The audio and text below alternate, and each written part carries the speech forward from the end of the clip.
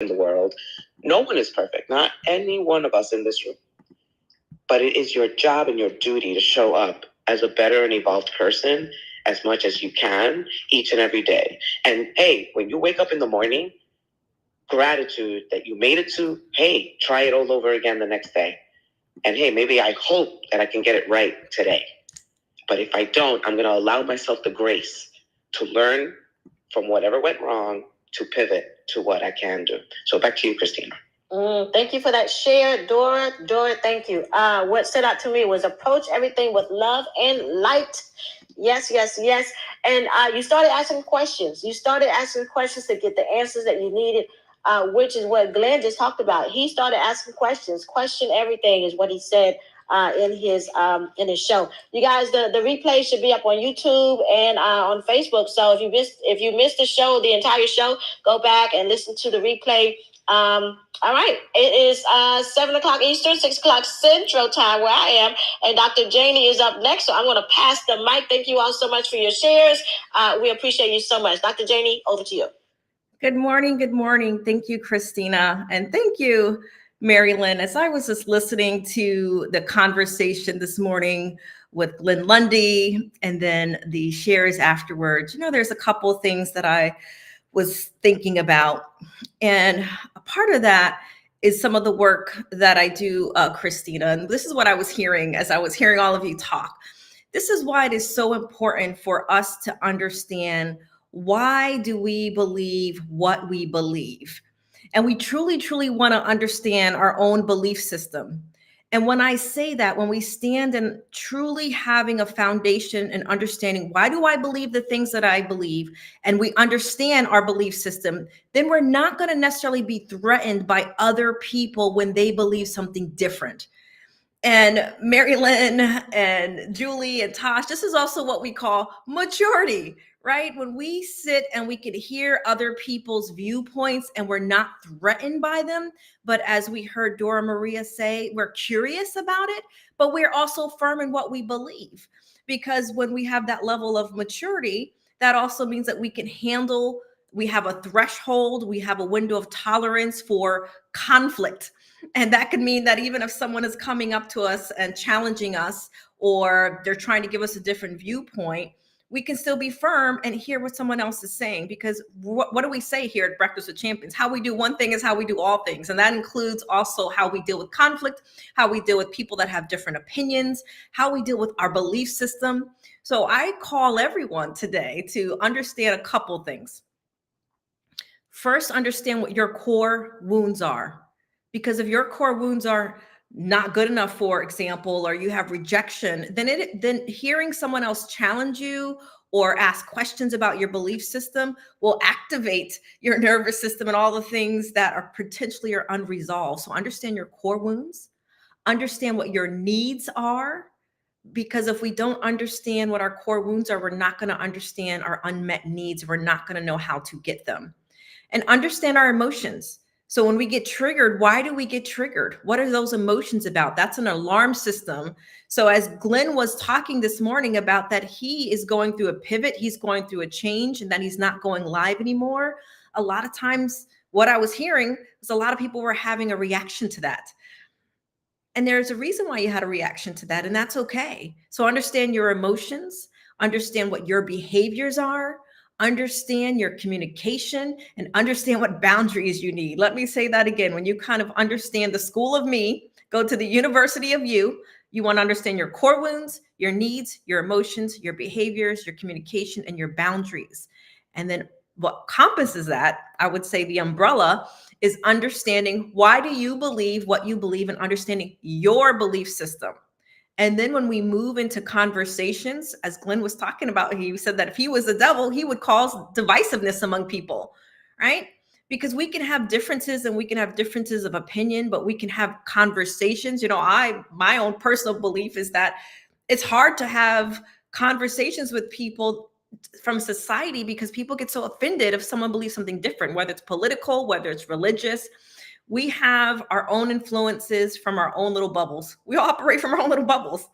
And if you respect your own little bubble, so to speak, and you also respect other people, you can have these intellectual conversations without being offended. Okay, I'll get off my soapbox, but I was hearing a lot of passion this morning, and I wanted to bring it all together to say, understand why you believe what you believe, and then also do your work in those things that I just mentioned: core wounds, needs, emotions, behaviors, your communication styles, and your boundaries. But that is not what I was coming here to talk about this morning. So I hope that was helpful. So I want to say good morning to Lolita and Julie and Christina and Angeline and Scott and Natasha, Regina and Vay and Soul. Good morning, Soul, and Kim and Glendina. So many here that's on the Clubhouse app. But, recently I got the chance to watch Jennifer Lopez's documentary, This Is Me. If you were able to see This Is Me, Jennifer Lopez's documentary on Amazon Prime, go ahead and make a comment, put it in the chat. And this was brought to my attention because of the work that I do. And when I was watching her documentary, I actually went and listened to her, because it's actually incorporated in the documentary, her video called Rebound. And she starts off Rebound by saying, "We don't have to lie. We know this is wrong. Someone on my mind got someone on my phone. If we're going to play house, then I can play my role. Before it gets too deep, don't want to lead you on. Ran into your arms while running from the pain. Ran past all the signs looking for something safe. Let you take advantage so I can fill that space. Just another classic case got me on that rebound." And I read it because I'm not a singer. But when I listened to her words and then I watched the documentary, regardless of your feelings about Jennifer Lopez, whether you like her or not, I had admired her being able to take her story and her narrative. Because I know we all heard this rumbling. I know I had about, we're watching her life play out in the media with all these different relationships, all these different types of things, and people coming up with their own conclusions. So her taking her narrative, creating a documentary around her toxic love addicted relationships, and her coming to the place that she is today. So it made me really think about just diving into that topic of the utmost importance, because I was actually hearing it this morning in different ways, right? We can have toxic relationships not only with other people, with our family, with coworkers, but with ourselves. So I want to share with you a couple of lessons that I drew from Jennifer Lopez's documentary, This Is Me, which is available on Amazon Prime. And I don't know Jennifer Lopez, and I get nothing from that. And this is an educational, informational purpose segment for you. But let's think about who Jennifer Lopez is, Judith. Is that she's this like iconic figure in this world of entertainment. And by her sharing her journey in this documentary, I was thinking about so many women that I work with in my Woman Redeemed program who Jennifer's story is their story, right? It's just that she has a bigger platform. And what we also know is it doesn't matter how much money you have. It doesn't matter how much fame you have. It doesn't matter how successful you are in the world's eye, that your struggle with relationships with yourself, with romantic relationships, is not just for people who are not on the screen. It's for all of us. So there's some lessons that we can certainly learn from her personal journey, specifically her experiences with relationships, that we can take some insights from. So let's dive into it. So the first lesson that I picked up from her This Is Me documentary on Amazon Prime, and talking about Jennifer Lopez's documentary, if you just joined us, is that we have to recognize patterns. Each and every one of us, including me, we have patterns relationally. And we're going to continue to play them out over and over and over again unless we take some time to do the work that I mentioned at the top of the hour. Understand our core wounds, understand our needs, understand our emotional responses, especially when we are triggered, our behaviors, our communication styles, and the boundaries that we are needing to have in our life. Our boundaries is not necessarily about anyone else. It's about our safety and about our values. Because throughout her relationship, Jennifer showed us in her documentary her reoccurring themes of emotional distress, which she bravely shared in her documentary. And how many of you can stand in front of the world or stand in front of your support group or stand in front of your friends and say, look, I got some issues here. These are my patterns. I'm not saying you need to do that, right? You need to do that with people who are safe, because then also you'll learn by sharing with the wrong people who may not necessarily be able to hold space for you and withhold judgment, but really be a place of safety because they're mature and they understand their own stuff, that they'll be there to support you and be there to be the guide that you need on your journey. But when we recognize these patterns that we have in our own life, as Jennifer shared with us in her documentary, it's the first step to addressing our own toxic patterns or the toxicity that we can continuously be attracted to. So if you find yourself repeatedly in these situations that cause you emotional harm, it's time to pause and reflect on why these patterns are reoccurring. There's something to be learned, and there's no judgment, and there should be no shame. But it's to say, if I want to do something different in the future, I may not be able to drastically make the changes I need to make today, but I'm going to take every single step to start fighting for me. Because you deserve to start fighting for you, Candace. And you deserve to start fighting for you, Paula, and Tanya, Regina, and Tiffany, Soul, Chima. This is your journey. Because also what I also discover through my Woman Redeemed program is that many of us, and I'm going to say collectively, men or women that come together in certain entrepreneur spaces especially, become so busy and productive because we also know that could be a trauma response, because we can't sit and just deal with all the stuff that comes up because it can be too painful. But what if we leaned into it and we learned about these patterns? What if we learned about the things that we're avoiding that may still be unresolved, that could be the block from being successful in our businesses, being successful in our relationships, being successful in our life? And success is a subjective term. You decide what that is. One of the ways that I feel like I'm successful is being able to drive my son to school and pick him up every day and having that option. So you decide what that is for you. Or it can be that you don't even think twice about picking up the bill when you're with your friends. Or it can be that you could sleep at night with not a whole lot of stress. So when we say success, you define what that is for you. Lesson number 2 is understanding our worth. You know, when Jennifer, in her documentary, in her journey, what she shows us is that there is no amount of fame, success, or wealth that can shield us from the pain of toxic relationships.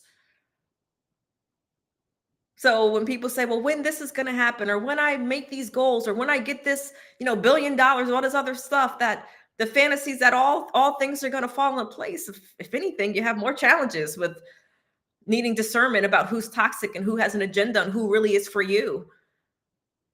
But I want you to remember this. From one of the lessons that I got from her documentary about understanding our worth is, remember that everyone deserves respect. And I actually really, really appreciated Dora Maria sharing this morning about love. Everyone deserves love and a healthy relationship. And by the way, Dora Maria, my son had to bring a picture book to school yesterday, and he brought your book. And I thought that was just touched my heart when I saw that was a book he picked off the shelf. And he's in 6th grade, turning 12. He picked your book. So we all deserve respect and love and a healthy relationship. Most importantly, the healthy relationship with ourselves. We don't have a healthy relationship with ourselves, and I can't repeat it enough, by understanding our core wounds, understanding our needs, understanding our emotions, understanding our behaviors, understanding how we communicate, understanding our boundaries, then how are we truly going to attract and build healthy relationships with other people? We may have bits and pieces of it, but the work is never done.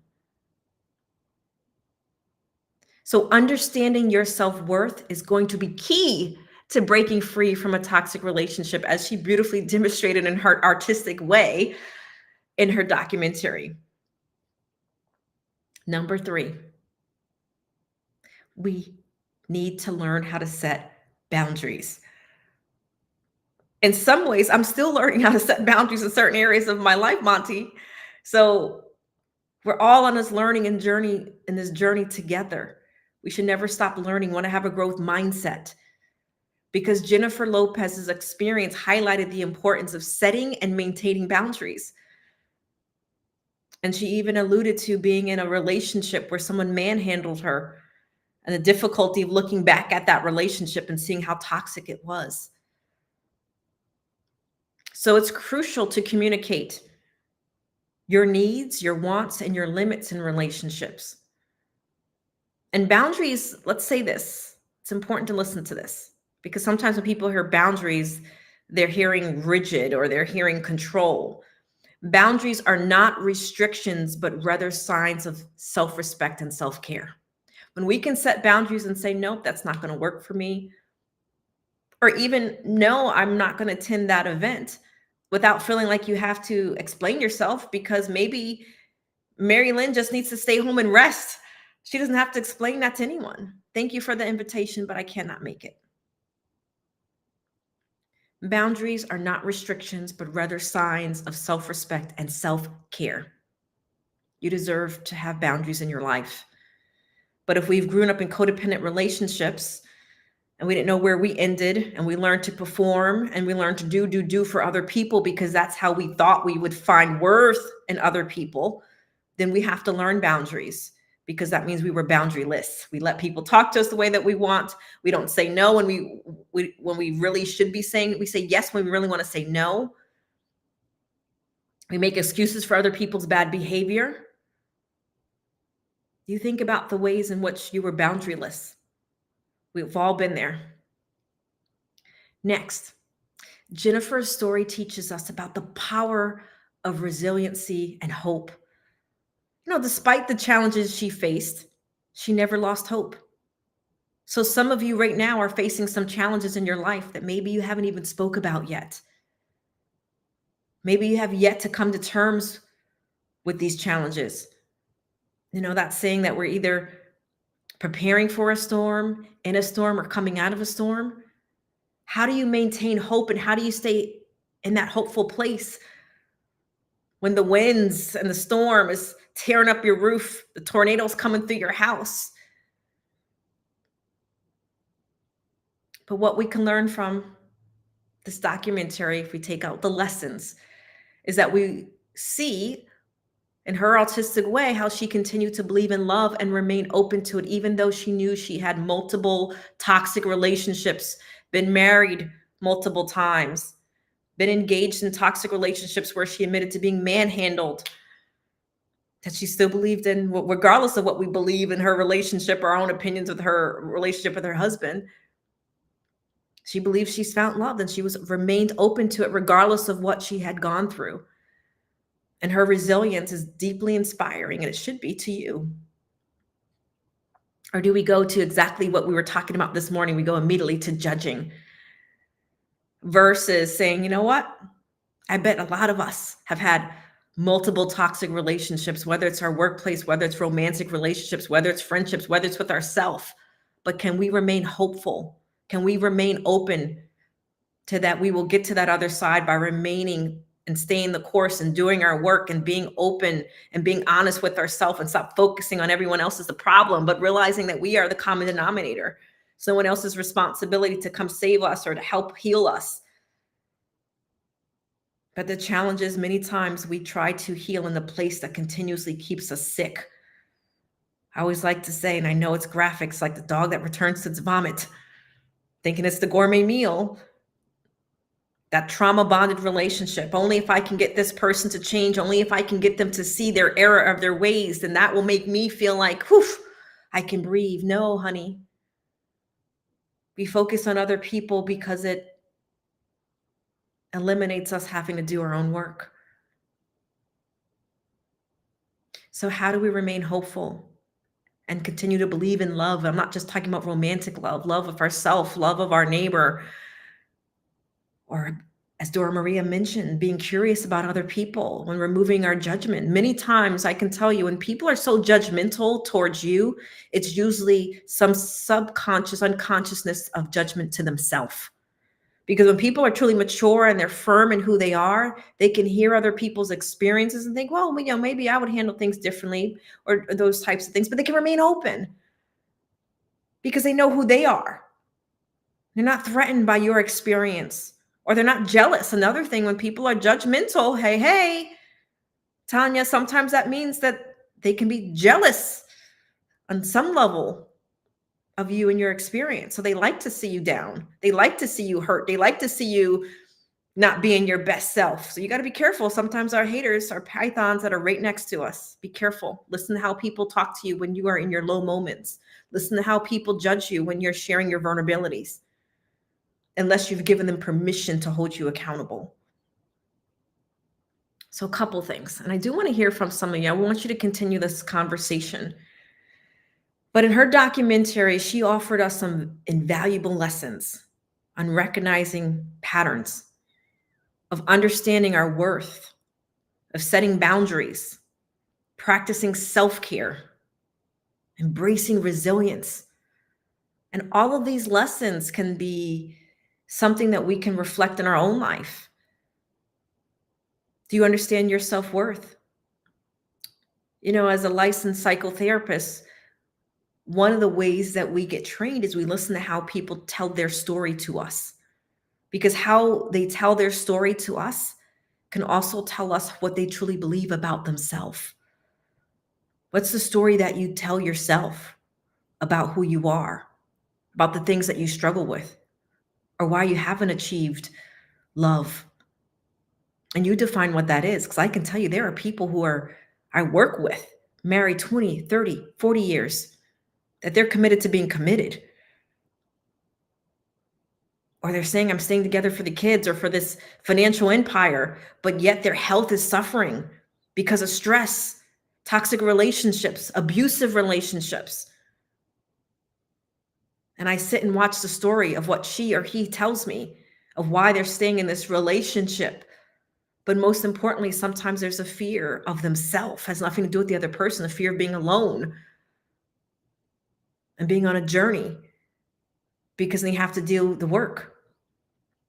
So I encourage you, if anything, if you watch the This Is Me, then keep an open mind and think about your own journey. There's some very beautiful artistic visuals that she has in this documentary in the beginning, of showing the heart being broken, and then in the end seeing her come to terms with her heart within herself. Another visual I truly appreciated, just giving you a little tidbits if you haven't watched it, but when J.Lo, Jennifer Lopez, Jenny from the block, went back to her block, she met her younger self on the street. She came in contact with her inner child, her younger self, from a visual perspective. And her inner child, as she was engaging with her little girl on the street, had said to her, you love everybody else except me. So today, how are you loving everybody else? How are you vicariously living and watching everyone else succeed and do their dreams and live their best fake life on social media? But yet you have yet to really come to terms with, what do I want? What do I need? What are the things I need to work on? What's my definition of success? So continue as we embark on another month tomorrow to learn and grow about the person in the mirror, the person that you look at each and every day, the person that you bring with you everywhere you go, morning, noon, and night. That person is the most important person. But I also want you to remember that you're not alone in your struggles, and there's always people available to help. The right people, whether it's therapists or a coach or support groups, whether it's your church community, whether it's your belief community, whether it's someone in the community that you gather with every day, whether it's on Breakfast with Champions. So with that being said, I want to hear from a few people on Clubhouse, or you can put comments on the other apps. So I don't know if Jackie, if you had something to say, but go ahead and open your mic. What resonated with you? What are you feeling right now? Something that you may share may inspire someone else. Lynn. Hi, Mary Lynn. I just love, thank you for the reminder about maturity level and triggers and doing the self-check, because, I'm not perfect here and I can get frustrated. But I love the opportunity to just pause and look and, I just appreciate it. A different, I don't know, I'm still a little flustered, I think, Dr. Janie, and maybe we'll have to talk about that another day. But so I'm like, more than anything, I have to check my maturity level in the moment. And I'm like, wow, I always feel like I'm so mature, but having an immature moment. So I appreciate that, but I also feel like I am mature in other ways around some of this stuff. So A, there's that, and B, can't wait to watch the documentary, because I would love to meet Mary Lynn from the block from back in the day. Well, Mary Lynn, we certainly appreciate you, and you absolutely are a mature woman. And what we experience is that, especially on Clubhouse and in our leadership, and you being a phenomenal leader, is what you did was share a vulnerable moment with us this morning. So no shame in your game at all. And I was not directly anything to you. So I hope you didn't take it that way. But, in these... Well, not that you directed at me. I was just doing a little self-inventory. So I appreciate that. All right. Well, thank you. Well, thank you for that vulnerability. And thank you for being an example. I mean, as this conversation right now is an example, is that when we hear each other's messages, it's about checking ourselves, and it's about taking that inventory, and it's about continuously learning and growing, and having these vulnerable moments in places of safety, because we also know, I say certain of us that are in certain generations, we have to rewire and relearn that vulnerability is strength. Vulnerability is strength. It's not a weakness. So we appreciate you, Mary Lynn. Love you, and I value your friendship. And thank you for being there for me. So here for you as well. So anyone else, open your mic and share what's coming up for you. I wanted to comment, Dr. Janie. Hi, good morning. Hi, good morning. This is Jackie. Hi, Jackie. Hey, great conversation. Even just kind of spilling over from the last conversation. I'm not going back to that conversation, but as Marilyn just stated, I think, and you started off so beautifully this morning about maturity. I think it's a matter of maturity with all of us. When we're not in the same area, or I don't see what you see, or it doesn't matter. I think it's just a level of maturity of acceptance of whatever it is that people are, saying, viewing, believing in, or whatever. I think you learn as you grow, and as you get older, you learn how to mature in those areas. I feel like every opportunity to be different is an area of growth. I mean, I can grow from what you're saying. I can grow from what even you believe. It's just a level of understanding